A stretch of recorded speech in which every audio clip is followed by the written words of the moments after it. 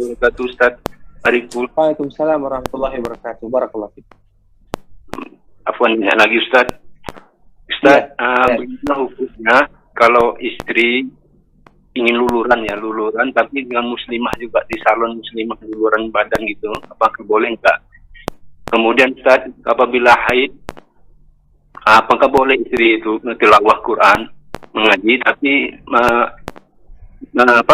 dengan Android gitu, dengan HP, menggunakan HP atau memakai mushaf tapi memakai sarung tangan, Ustaz.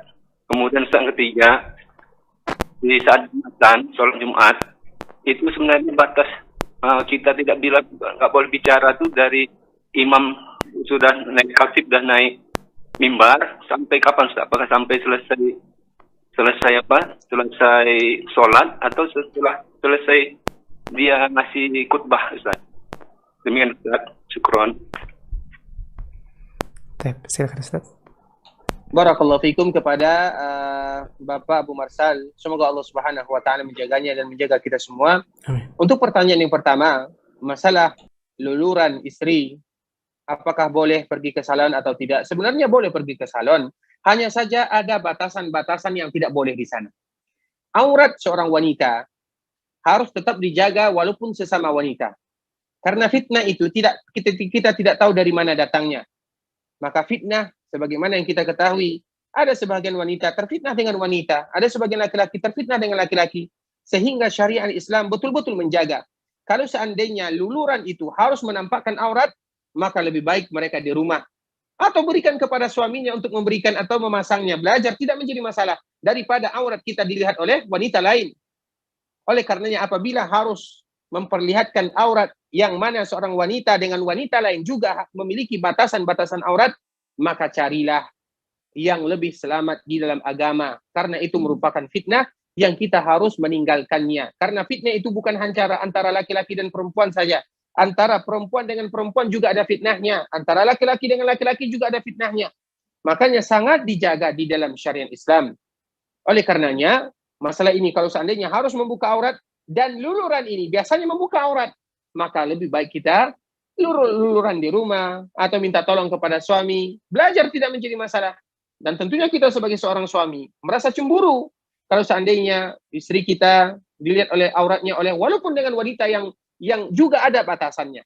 Makanya seorang wanita dengan laki-laki ada batasannya. Seorang wanita dengan wanita yang lain juga ada batasannya. Kalau seandainya harus diperlihatkan aurat, jangan dilakukan. Lebih baik bagi agama kita, bagi muruah dan kewibawaan kita, begitu juga bagi keluarga kita. Itu poin yang pertama. Atau itu pertanyaan yang pertama. Kemudian untuk pertanyaan yang kedua, apakah seorang wanita ketika mereka datang bulan atau haid boleh membaca Al-Quran? Boleh membaca Al-Quran. Yang tidak boleh itu adalah menyentuh. Sekarang ada aplikasi.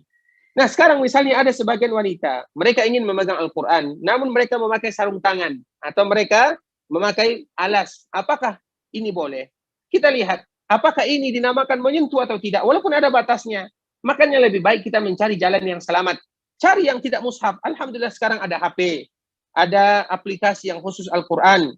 Yang di sana lebih mudah bagi kita dan keluar dari perbedaan para ulama. Karena bagaimanapun, walaupun kita memakai sarung tangan atau memakai alas, kita tetap dinamakan dengan memegang Al-Quran. Menyentuh Al-Quran. Walaupun menggunakan alas tersebut. Oleh karenanya, pegang yang lain, cari aplikasi yang lain. Tetap boleh membaca Al-Quran, namun jangan menyentuh mushaf, walaupun langsung dengan tangannya, atau mereka memakai alas di tangan tersebut. Kemudian untuk pertanyaan yang ketiga, bagaimana seseorang yang di dalam khutbah tersebut sampai imam selesai berkhutbah. Kalau seandainya sudah selesai berkhutbah, maka keluar atau selesai pula larangan. Makanya Nabi menyebutkan, wal imamu yakhtub, dan imam ketika dia berkhutbah. Berarti setelah khutbah, turun dari mimbar, selesai larangan yang telah disebutkan untuk berbicara. Namun bagaimanapun, seseorang tentunya lebih baik diam sampai kita berzikir setelah melaksanakan ibadah salat tersebut. Barakallahu fikum wa jazakumullahu khairan.